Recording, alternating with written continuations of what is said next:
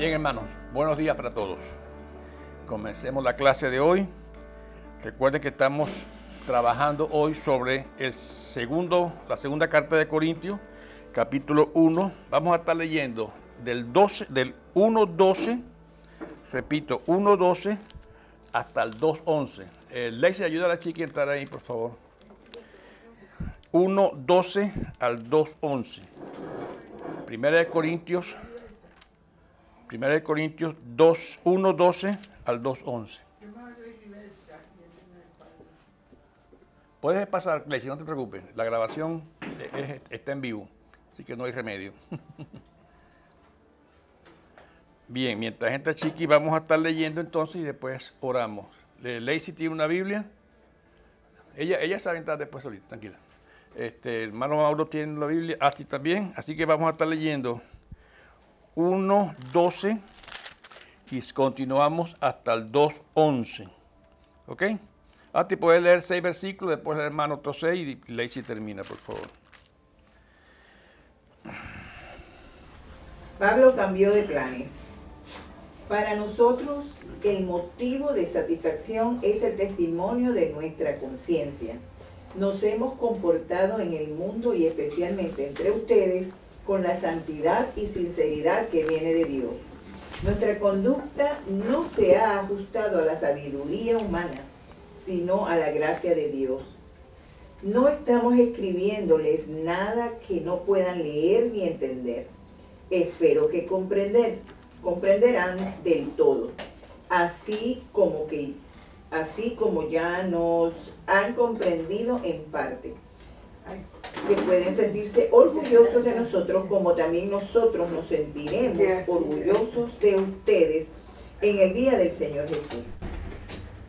Confiando en esto, quise visitarlos primero a ustedes para que recibieran una doble bendición, es decir, visitarlos de paso a Macedonia y verlos otra vez a mi regreso de allá. Así podrían ayudarme a seguir el viaje a Judea. Al proponerme esto, ¿acaso lo hice a la ligera? ¿O es que hago mis planes según criterios meramente humanos? De manera que diga así, sí y no al mismo tiempo. Continúa, hermano Mauro, 18, por favor. Mas como Dios es fiel, nuestra palabra, vosotros, no es sí y no. Porque el Hijo de Dios Jesucristo, que entre vosotros ha sido predicado por nosotros, por mi Silvano y Timoteo, nos ha sido sí y no más así en él. Porque todas las promesas de Dios son el sí y el amén, por medio de vosotros, para la gloria de Dios, y en él nos confirmamos con vosotros en Cristo, y el que nos ungió es Dios, el cual también nos ha sellado y nos ha dado las arras del Espíritu en nuestros corazones. Mas yo invoco a Dios por testigo sobre mi alma, que por ser indulgente con vosotros no he pasado todavía a Corinto, no que nos enseñoreamos de nuestra fe, sino que colaboramos para nuestro gozo, porque por la fe estáis firmes. Finaliza, Lacey, por favor, del 1 hasta el 11. En efecto, no hacerles... Decidí. Es lo que fue bueno. En efecto, decidí no hacerles otra visita que les causará tristeza, porque si yo los entristezco, ¿quién me brindará alegría sino aquel a quien yo haya entristecido? Les escribo como lo hice para que al llegar yo, los que debían alegrarme no me causaran tristeza. Estaba confiado de que todos ustedes harían suya mi alegría. Les escribí con gran tristeza y angustia de corazón y con muchas lágrimas, no para entristecerlos, sino para darles a conocer la profundidad del amor que les tengo. Continúa. Si alguno ha causado tristeza, no me la ha causado solo a mí, hasta cierto punto. Y lo digo para no exagerar. Se la ha causado a todos ustedes. Para él es suficiente el castigo que le impuso la mayoría. Más bien debieran perdonarlo y consolarlo para que no sea consumido por la extensiva tristeza. Por eso les ruego que reafirmen su amor hacia él. Con el propósito les escribí para ver si pasan la prueba de la completa obediencia. A quien ustedes perdonen, yo también lo perdono. De hecho, si había algo que perdonar, lo he perdonado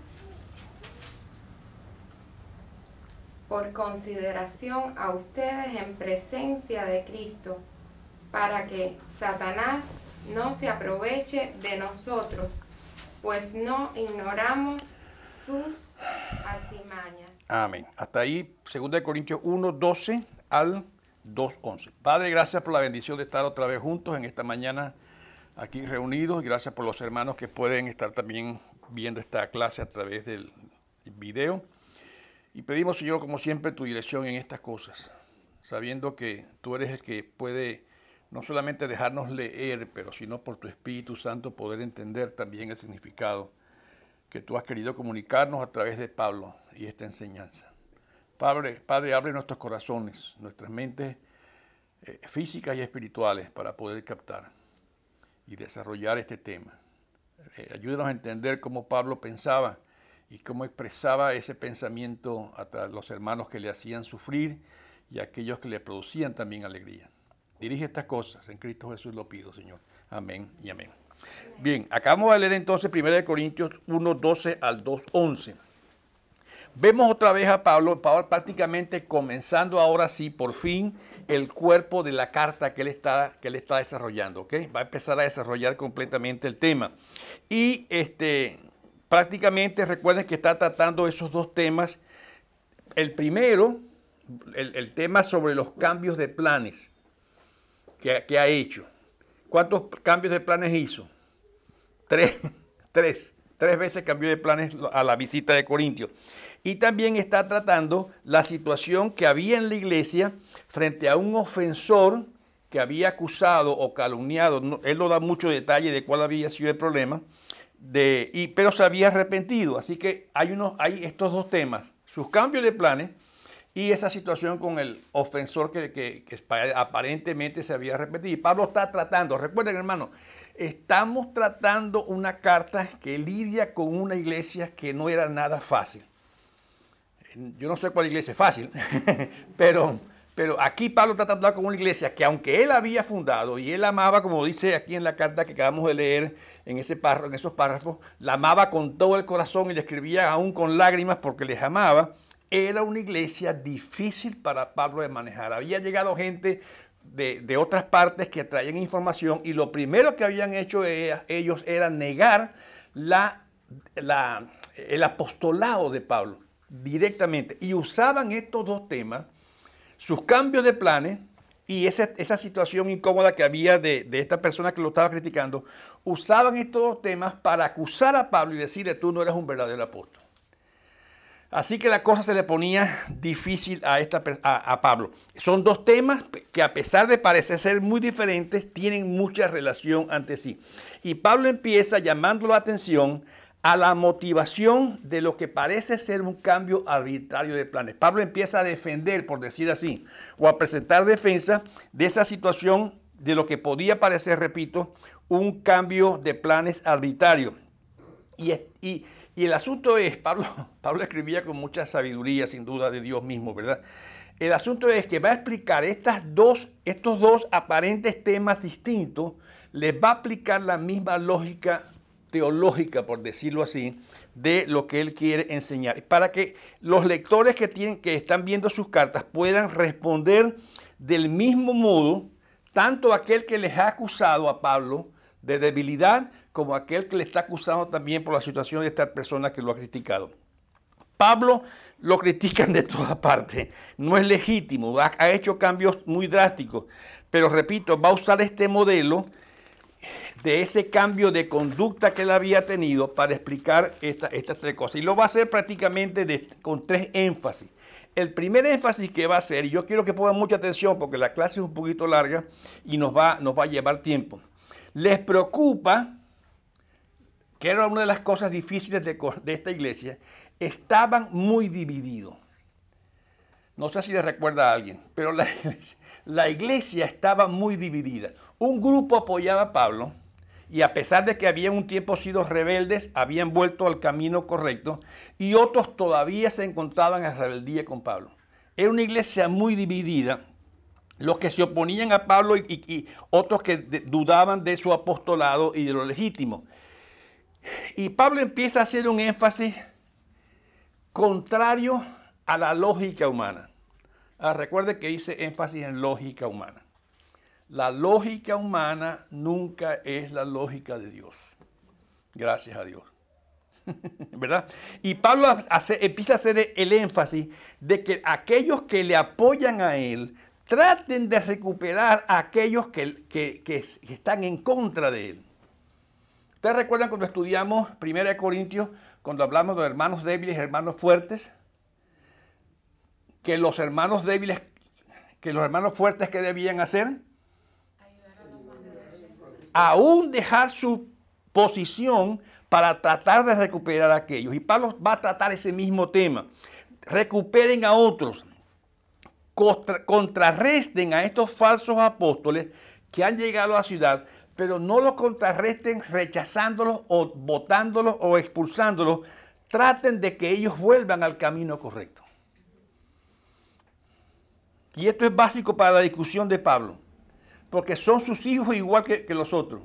Pablo los amaba igual que los otros. No quería estar rechazando a nadie. Por eso, él va a centrar a estos que se oponen a que respondan a estos cambios, que aunque aparentemente es debilidad de Pablo hacer estos cambios de viajes, y aparente es, porque así lo acusaban, tú eres débil, estás haciendo estos cambios, y se ve que no tienes dirección del Espíritu Santo, porque haces muchos cambios, no te está dirigiendo el Espíritu. Era fuerte aquello, ¿verdad? Y también va a aclarar que esa actuación de aquellos que sí lo apoyan debe ser buscar a estas personas. Prácticamente divide este párrafo que acabamos de leer, 1 al 12 hasta el 2:11, en 4 acercamientos. Lo primero que él hace en ese 12, 13 y 14 es hablar de una cosa, 1, 12, 13 y 14, se da un poquito de lo que podríamos llamar jactancia humana, o echarse fresco él mismo, ¿verdad? Porque dice, nosotros, el motivo de satisfacción es el testimonio de nuestra conciencia. Nos hemos comportado en el mundo y especialmente entre ustedes con la santidad y sinceridad que vienen de Dios. Nuestra conducta no se ha ajustado a la sabiduría humana, sino a la gracia de Dios. Y así empieza Pablo con este acercamiento. Pablo llama a los seguidores en esa parte que leímos, a los que lo apoyan, a tratar, y alaba a Dios por eso, por cierto, los alaba por su vida de fe, aún en la adversidad, y lo va a hacer muchos énfasis. Recuerden que anteriormente, cuando la clase pasada estudiamos capítulo 1, 8 al 11, Pablo decía que la confianza de él, con que él trabajaba, venía de lo que Dios había hecho, de la obra de Dios. de cómo Dios rescató a Pablo, cómo le dio esa esperanza, cómo lo había levantado. Y eso que había hecho Dios en el pasado, ¿qué le daba a Pablo para el futuro? Esperanza, perfectamente. Le daba la esperanza de que así como Dios lo hizo, Dios lo va a seguir haciendo. Y así se acerca Pablo a este problema que está enfrentando aquí. La esperanza de Pablo viene de la obra que Dios ha hecho. Y en eso que Dios ha hecho es donde Él establece su satisfacción o su jactancia. Pablo está consciente de que ha actuado en su vida, y lo dice claramente, he actuado con santidad y con sinceridad. Lo dice ahí en el verso 12 que acabamos de leer. O con una pureza moral. Y Pablo reconoce que eso que él está usando, santidad, pureza moral, sinceridad, claramente dice que no viene de él, sino que es de Dios. Pablo dice, yo he actuado así, no porque yo soy bueno. He actuado así porque Dios lo ha hecho a través de mí. Y esto es clave en la defensa de Pablo.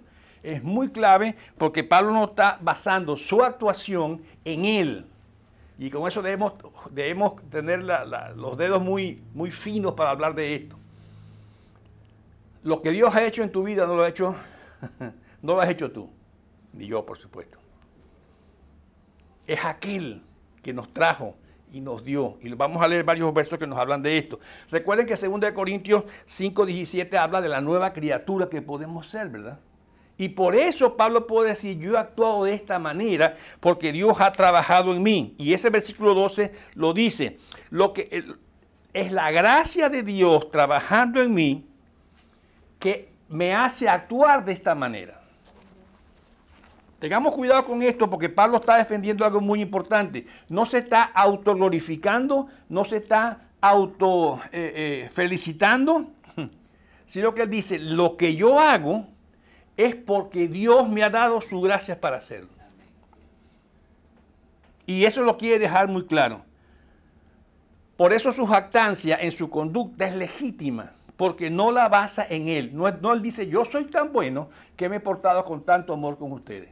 No lo dice así. Dios, por su gracia lo ha hecho y mi conducta lo que está haciendo es un testimonio de esa gracia que yo recibí. Si no fuera así, si no fuera de otra manera, ¿verdad? Por eso dice, esta gracia que recibí de Dios ha cambiado o modificado mi conducta. Y vamos a hablar un rato de la conducta. Y espero que esto que le estoy comunicando, dice Pablo, sea el Espíritu que se los diga a ustedes para que lo puedan entender. Por eso Pablo no tiene miedo de esconder sus planes, ni de esconder sus cambios, ni de esconder su sufrimiento. Recuerden que por eso lo criticaban mucho. Pablo, tú sufres mucho, yo creo que Dios no está contigo. Qué fuerte, ¿no? Y Pablo dice, no, al contrario, esto que estoy pasando es una prueba de lo que Dios ha hecho conmigo. Y él está tratando de responder a esto. No se avergüenza, no lo esconde, no tiene por qué esconder ni dudar de esto. Lo que está diciendo es, Dios está obrando. Y esto que está pasando es una prueba de que Dios está obrando. Y es una prueba de mi legítimo llamado, mi estilo de vida.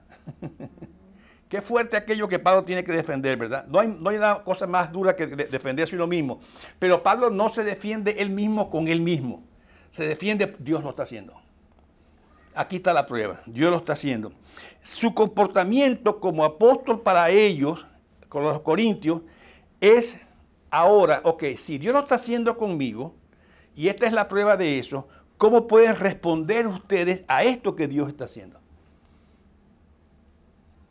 Queda de parte de ustedes. Yo les estoy diciendo lo que Dios está haciendo y por qué yo lo hago. Ahora queda de parte de ustedes responder. Y por cierto, cuando estudiemos más adelante la carta en el capítulo del 4 en adelante, vamos a ver que hubo respuestas positivas. Recuerden que dejamos en 1 Corintios a Pablo dando muchos consejos y la iglesia sin hacerle caso.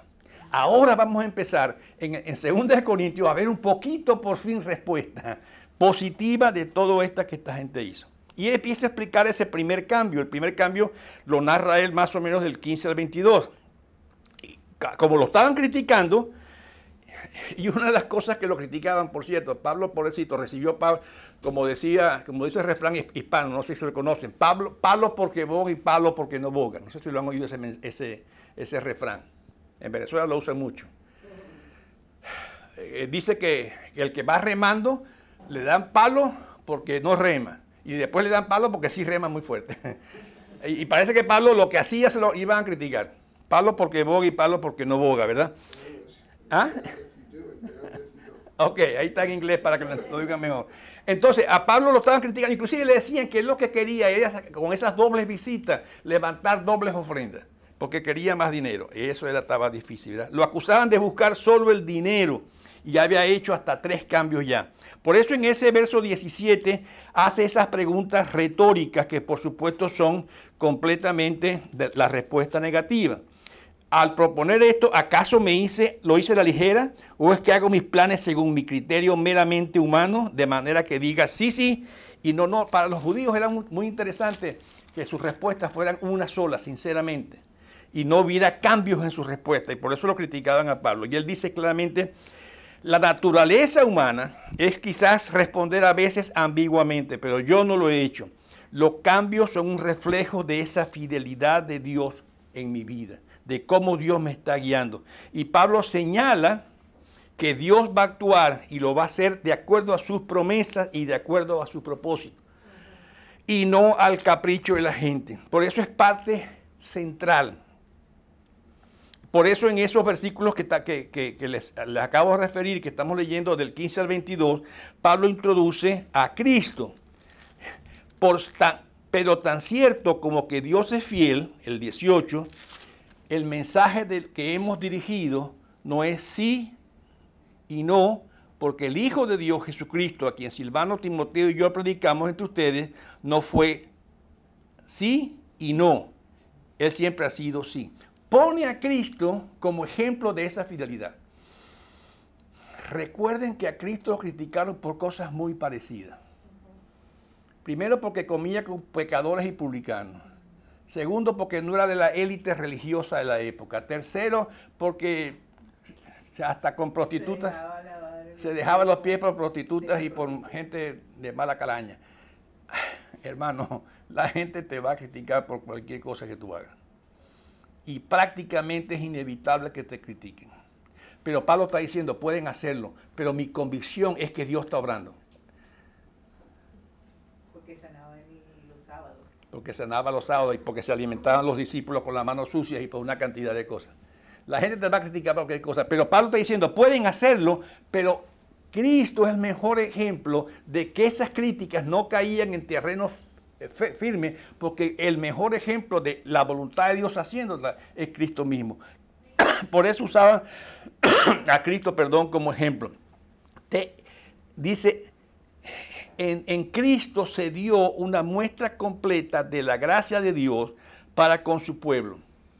Aún cuando podía haber cambios de conducta o de planes, y Pablo acepta que eso era del Espíritu Santo y puede trabajar con ellos. Por eso no esconde esos planes ni le dice nada. Y la prueba de ese legítimo llamado es ese, como ya había dicho.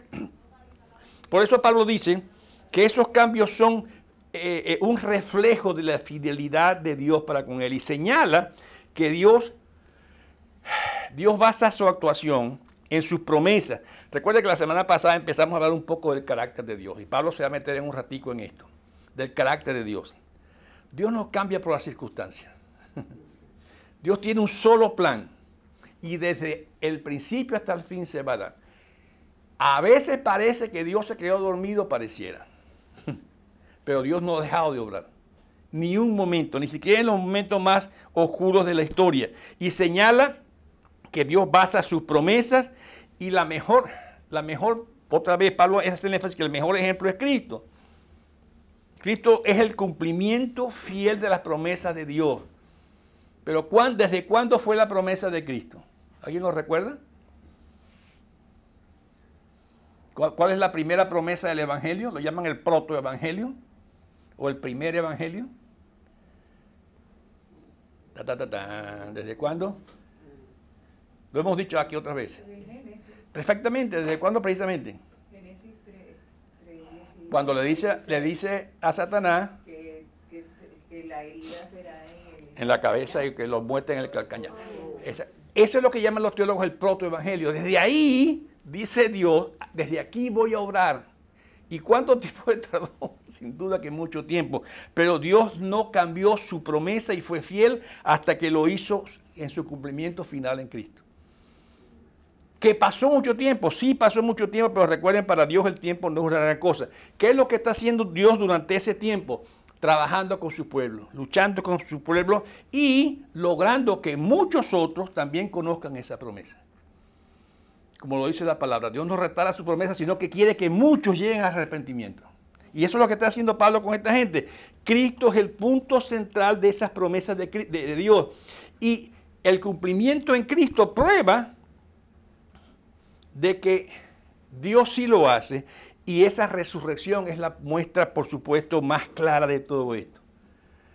Ahora, recuerden una cosa, Cristo vino la primera vez como el Cordero para ser sacrificado, pero la segunda vez no va a venir como el Cordero sacrificado, va a venir como ¿qué? Como el juez, para juzgar. Por eso hay un orden, y Pablo está diciendo, este orden de Dios, aunque a mí me parece un periodo muy largo, no importa, Dios no ha dejado de obrar. Pablo prácticamente que hace una separación o una comparación entre la primera venida de Cristo como el Cordero de Dios que quita el pecado del mundo, que vino a ser escupido, maltratado y hasta matado, con la segunda venida de Cristo que va a venir de otra forma y de otra manera, va a venir de una manera distinta.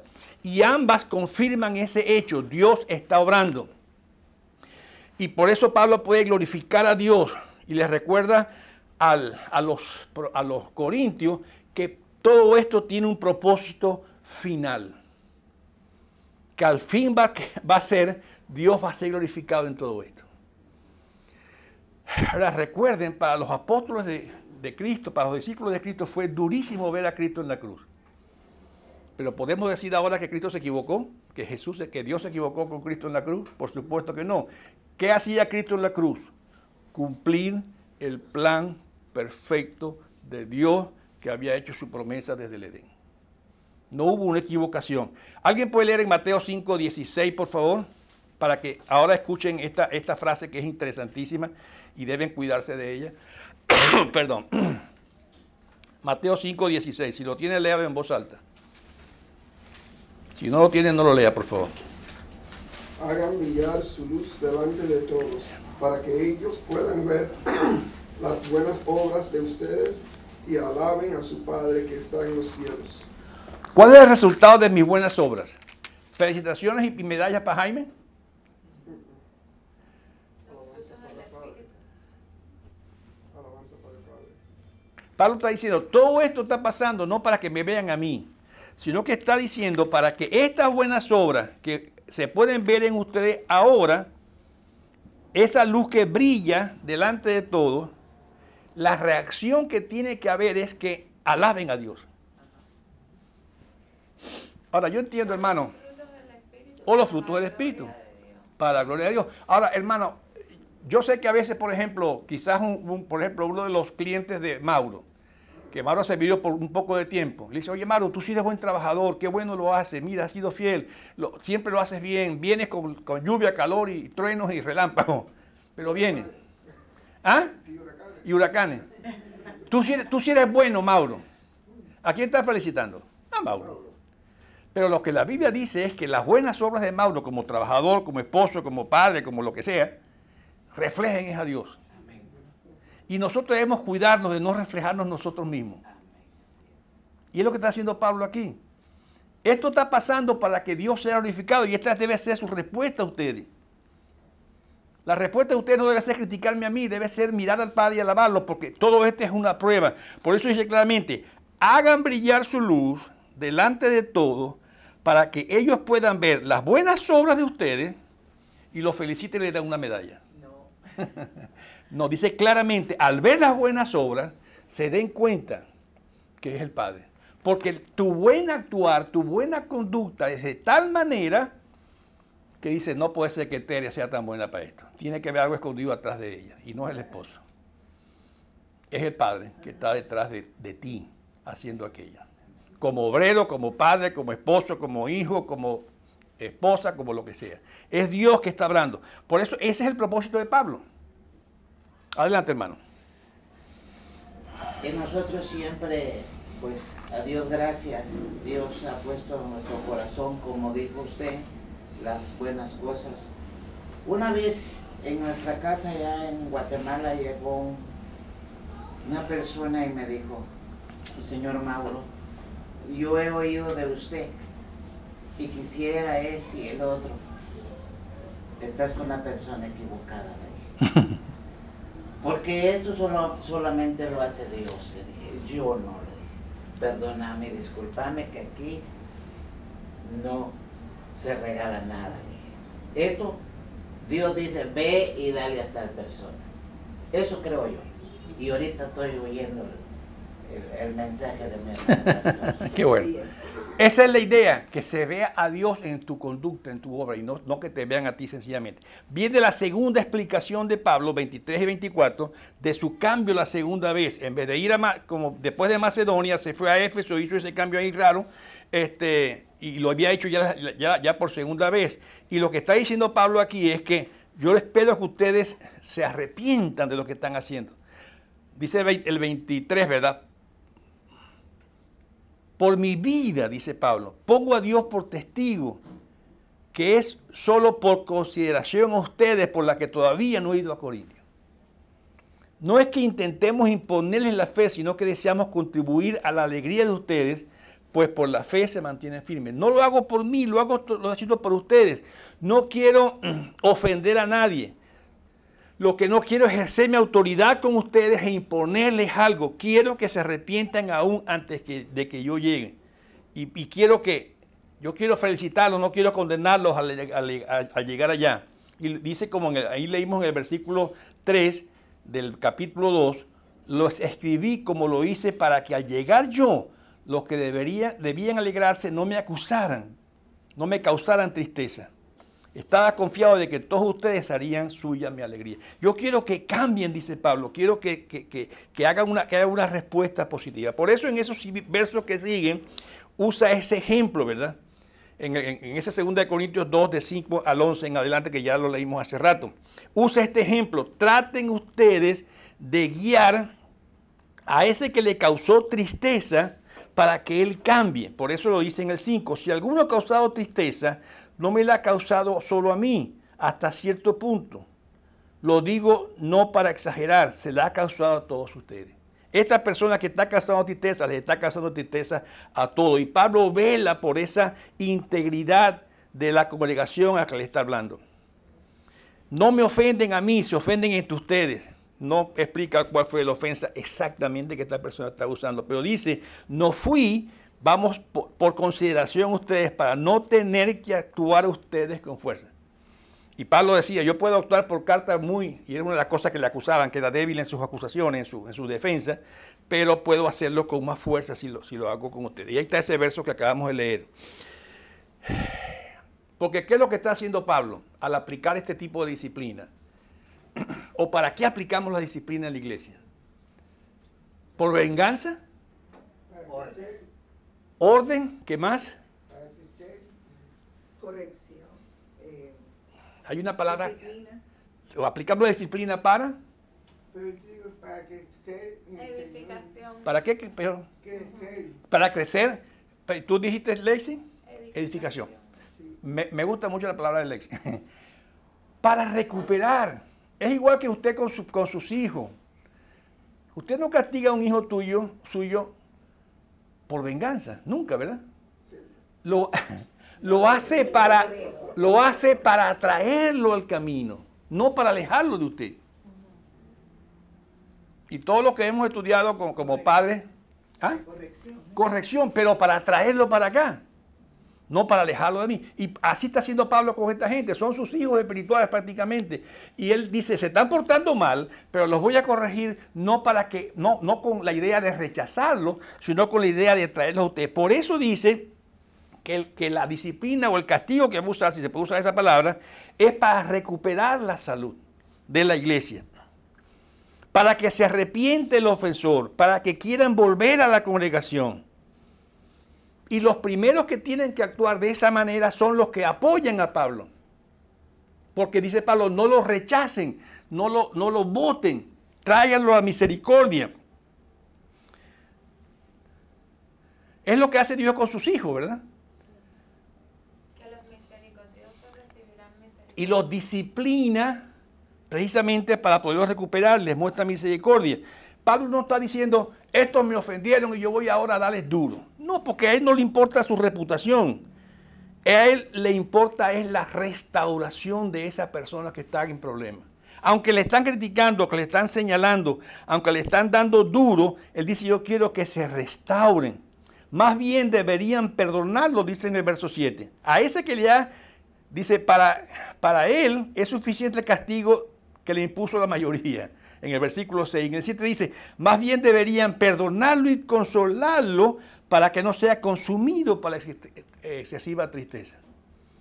¿Y cuántos de padres no hacemos eso? Aunque tenemos a veces que castigar a un niño pequeño, aún con castigo físico, ¿cuántas veces después nos vamos y lo abrazamos y lo traemos otra vez a la mesa para que coma con nosotros? Pues todos lo hacemos, porque no queremos castigar o rechazar al hijo. No está defendiendo su reputación, está aplicando una restauración. Por eso Pablo habla de esa obediencia de todo. En el versículo 9 de ese capítulo 2 lo dice.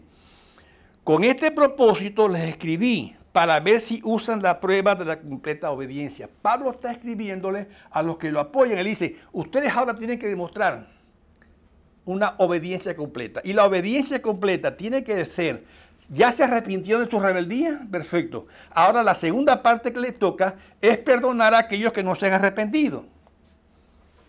Y el versículo 10 dice, a quien ustedes perdonen, yo también lo perdono. De hecho, si había algo que perdonar, lo he perdonado por consideración a ustedes en presencia de Cristo. Pablo dice, ya yo lo hice. Perdonar, hermanos, a esa persona que nos ha ofendido es una clara evidencia de la obediencia a Cristo. ¿O es que acaso cómo fuimos nosotros traídos a Cristo? Porque nos perdonaron y nos siguen perdonando, por cierto, todos los días. No sé ustedes, pero a mí sí. Nos perdonan todos los días. Y Pablo aclara también esa parte. Recuerden, esas divisiones, esas críticas en el versículo 11, ¿a quién se las achaca Pablo? En el versículo 11 dice, para que Satanás no se aproveche de nosotros, pues no ignoramos sus artimañas. Hay un enemigo que está sembrando ese tipo de división adentro. Las divisiones, la crítica, la rebeldía, siempre vienen de enemigos de la iglesia. Y dice Pablo, no permitan que esto suceda, no permitan que esto llegue. Porque cuando no perdonamos, estamos ayudando a Satanás. Perfecto, Pierre, gracias por la aclaración. Cuando no perdonamos, estamos ayudando al enemigo de la iglesia. Y Pablo dice, traten de perdonarlo para que no esté más angustiado. Guardar rencor no ayuda a la unidad. La venganza no ayuda a la unidad. Al contrario, el perdonar es una prueba del verdadero arrepentimiento mío. Pasa, Leslie, sin problema. El perdón es una prueba de ese verdadero, ella tiene que salir por los niños, del arrepentimiento nuestro. Por eso Pablo trata de hacerlo una y otra vez y basa su decisión en cómo Dios actúa. Dios actuó con nosotros por perdón. Si Dios no nos hubiera perdonado, ninguno estuviera aquí. Sí, hermano Mauro. Hermano pastor, ¿qué se puede hacer en este caso si uno ha ofendido y dice, mira, perdóname, discúlpame? Uno lo está haciendo y la persona no cede. Orar por él y decirle, Señor, convéncelo de que quizás él dice tu perdón no es sincero, tu arrepentimiento no es sincero. No sé, el Señor no tiene que mostrárselo. Ahora, recuerden una cosa, hermano. Dios nos ha redimido, esa actitud de Dios. Y esa, siempre que alguien nos ofende y nos duele, nos sentimos con derecho a que se nos pida perdón. No, es que él no ha venido conmigo a arrepentirse ni a decirme nada. Ahora recuerden una cosa, una de las actitudes de Cristo es que no le importó ser igual a Dios. O sea, Cristo no exigió sus derechos aquí en la tierra. Al contrario, dice que se puso a servir y a servir debajo de los que sirven. Otra vez, Pablo pone a Cristo como el mejor ejemplo. Si renunció a sus derechos por amor, ¿cuánto más ustedes pueden hacerlo con aquel hermano que le ha ofendido? Y ustedes tienen el derecho de que le pida perdón, por cierto, pero ¿qué tal renunciar a sus derechos por amor a ese hermano? No a las circunstancias. Y hay mucho de esto. Y ahora, aquí Pablo está usando varios principios importantísimos para nosotros. Porque yo sé que esto del perdón choca mucho con nuestro ego. Y si a mí no me vienen a pedir perdón, pues yo tampoco voy a acercarme a él. Pero Pablo ve a Dios, o la teología, que es el conocimiento de Dios, se está basando en lo que Él es Dios. Dice Pablo, la gracia de Dios es la que dirige mi conducta o mi ética. Yo me porto, como dije hace rato, porque conozco a Dios. Ahora, recuerden una cosa, hermano. La teología es conocer a Dios, pero ¿qué es la ética personal? ¿Cómo definiríamos la ética? Actuar. Mi actuar. Una buena palabra sencillita. ¿Cómo yo actúo? Esa es mi ética. Ahora, lo que está diciendo Pablo es, si ustedes conocen a Dios, deben actuar en consecuencia a ese conocimiento de Dios. Yo sé que hoy en día a veces manejamos la ética muy distinto. La cosa es que no podemos controlar lo que hagan otras personas. Lo único que podemos controlar es lo que hacemos nosotros mismos. Entonces tenemos que actuar basado en lo que dice Dios, no basado en lo que hace otro. Porque otra persona no me tiene que pedir perdón para que yo lo perdone. Porque Dios dice, Él manda que yo le dé perdón. Y la cosa es que cuando hay una ofensa o hay un pecado, Dios nos está perdonando a nosotros, pero no está perdonando el pecado, porque Cristo está pagando. Castigó el pecado, correcto. Ahora, lo que está diciendo Pablo en este punto es que si tu teología o tu conocimiento de Dios debe estar de acuerdo a tu conducta o a tu comportamiento. Que no debe haber separación, choque, dicotomía. Si Dios se mostró a mí y yo estoy con Él y Él conmigo, en mi actuar se debe demostrar eso. Y es una de las cosas que nos critican mucho a los cristianos hoy en día en el mundo. Ustedes dicen algo y hacen otra cosa. Por eso Pablo está diciendo, yo evalúo esto porque me he comportado con ustedes bien. Debo evaluar mi modo de vida. ¿Está mi modo de vida reflejando lo que Dios ha hecho por mí? La pregunta clave, ¿verdad? La obra de Dios está haciendo algo en mí que yo reacciono o actúo de la misma manera. ¿Cómo fui recibido por Dios por gracia? Y gracia es un perdón o un favor que yo no merezco. Y si yo no merezco el perdón, ¿puedo actuar con mi hermano o mi hermana distinto cuando ella me ofende a mí? Pablo no esconde nada, ninguno de los cambios que él ha hecho, porque él confía en Dios. Él sabe que su gracia, la gracia de Dios va a seguir obrando por sobre todas estas cosas, que Dios no se va a retener ni un momento. Por eso, Pablo está diciendo que su conducta refleja el conocimiento de Dios. Y eso se llama teología. ¿Bajo qué valores actúo yo en mi trabajo, o en mi casa, o con mis amigos? ¿Bajo los valores del mundo o bajo los valores de Dios? Ahora, la base de estas cosas es haber conocido la gracia de Dios. Recuerden, ni tú ni yo merecemos nada de Dios, solamente el castigo eterno. Pero por su gracia nos amó. También Pablo se basa en cómo él conoce a Cristo.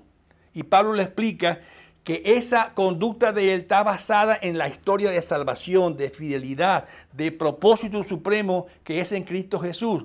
Y eso le ayuda a Pablo a seguir con esa conducta que él tiene. No hay nada más sabroso que responder un golpe con otro golpe. Pero Cristo no lo hizo así. Quizás nos saca las ganas de hacerlo. Y cuando yo actúo un golpe por otro golpe, que estoy diciendo, así voy a arreglar yo las cosas.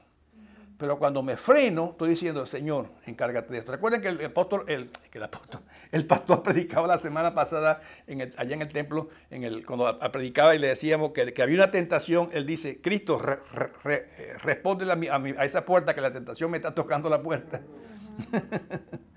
Me llamó la atención eso porque es una cosa parecida a esta. Cuando alguien me ofende, lo primero que quiero es salir corriendo a ver dónde lo encuentro.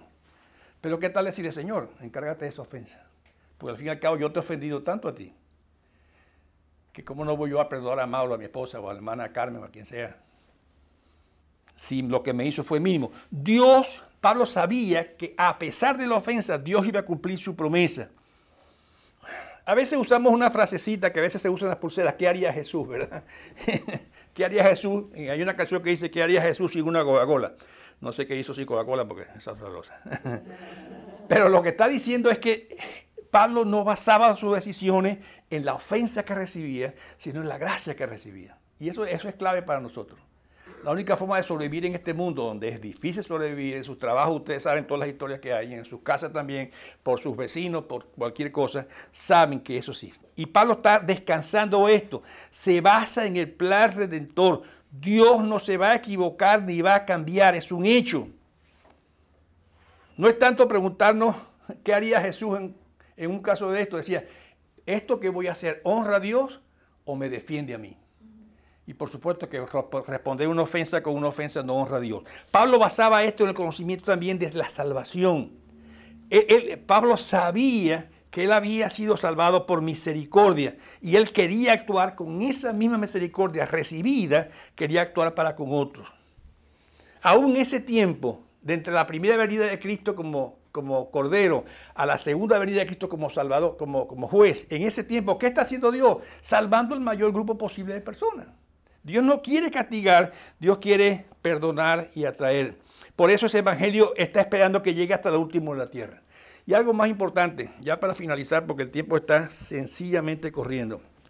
Pablo entendía la iglesia. Ahora, esto es clave para nosotros, hermanos, porque Pablo sabía que él no estaba actuando con un club de viejitos o con un club sencillamente de jugadores de golf. Pablo sabía que cualquier acción dentro de este grupo iba a afectar a todo el cuerpo. Y así lo dice la palabra, ¿verdad? Cuando un miembro se duele, todos con él se duelen. ¿Levantaste la mano, mami? ¿Levantaste la mano? Ah, no, pensé que había levantado la mano. Y cuando un cuerpo se alegra, todo con él se alegra. Pablo entendía que él estaba hablando o tratando no con un club de amigos, estaba tratando con un cuerpo, que es la iglesia. Y aquí, por eso entiende, Pablo necesita que actúen de esta manera. Nuestra relación, hermanos, en la iglesia no es de amigos. Tiene que ser de cuerpo. Y si el ojo duele, lo más seguro es que la mano vaya a ayudarle. O si el pie se duele. Y dice en varias partes de la palabra, no puedo leerlas todas las que tengo aquí, por cierto, es que estamos interconectados, pero ustedes saben de los versículos que les estoy hablando. La iglesia, si hay dolor, si hay castigos, debe haber perdón. No son cosas que yo decido, es el cuerpo que lo puede hacer, porque esa situación de rebeldía de uno o altanería de otro u ofensa de otro va a afectar al cuerpo y Pablo quiere despertar a eso. El dolor de Pablo era el dolor de la iglesia también de Corintios. Por eso, aunque somos un solo cuerpo, y dice Pablo que esa es la identidad. Por eso cuando el pastor habla ya de que son miembros, y siempre lo hace cuando recibe un miembro nuevo, dice, tiene el privilegio de poder ahora verse acogido bajo la autoridad de la iglesia. Pero la autoridad no es para castigar, es para ayudar, responder. ¿Y cuántas veces nosotros no lo ha hecho la iglesia en diferentes maneras y diferentes formas, verdad? Somos familia, estamos juntos en un cuerpo. Y les advierto una cosa, estamos juntos por la eternidad. Así que si no quieren ver la piel, se fregaron. Le van a ver la cara por mucho tiempo. Lo vamos vamos a seguir viendo allá en el cielo. Lo van a ver por mucho tiempo más. Te repito, siempre me meto el pie porque él no se pone bravo conmigo. Por eso Pablo hace esos énfasis. No es cuestión de juicio ni de castigo. En el cuerpo, la mano no corre al ojo cuando duele para golpearlo más duro. Corre para ayudarlo. Y en la iglesia, la hermandad nuestra debe funcionar de la misma manera. ¿Sabe por qué? Porque todos fallamos. Todos fallamos y todos vamos a necesitar un día que la mano corra a ayudarnos. Todo. O que corra a sobarnos, o que corra algo. Pero así es la vida, ¿verdad? Por eso Pablo dice, ejercer la fe incluye ese valor de disciplinar, sí, cierto, pero también de perdonar o de traer otra vez. Así lo dijo Cristo en la oración, ¿verdad? Perdona nuestros pecados como nosotros perdonamos a quienes también nos ofenden. Perdonar habla mucho de nosotros, hermano. Hay una historia ahí que ustedes pueden buscar en su casa, Mateo 18, donde aquel famoso rey vino una persona que le debía dinero y él lo perdonó. Y después salió, buscó al otro que le debía y no lo perdonó. Hermano, el no, recuerden esto, y si no recuerdan más nada de la clase, no importa, recuerden esto. El no perdonar muestra que yo no he entendido el perdón que recibí. El no perdonar muestra que yo no he recibido el perdón que recibí. Y este hombre en Mateo 18, 21 no entendió el perdón, por eso fue a ahorcar al otro, que no lo había pagado. Y el juez lo que le agarró y lo hizo peor con él. Porque Cristo es el Señor de todo esto, y Pablo hace ese énfasis. Debemos perdonar por beneficio a ellos, sin buscar venganza, pero por beneficio al cuerpo también. El poder viene de ese perdón, pero sobre todo del perdón que yo recibí. Yo no puedo perdonar a menos que conozca el perdón de Dios. Y tengo que terminar porque ya todos ustedes me están mirando mal. Y termino con esto.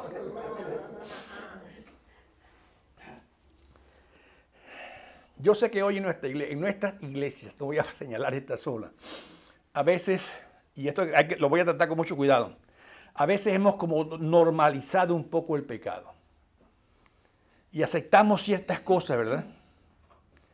Y hasta cuando la iglesia toma, por ejemplo, un paso, cuando tiene que disciplinar a alguien, por alguna razón, esta persona lo que hace es se va de la iglesia y busca otra, donde sí le acepte su cuestión. Hoy decimos, pero es que esta es mi actuación privada, ¿por qué tiene que meterse todo en mi actuación privada? Yo estoy actuando así, no se metan conmigo.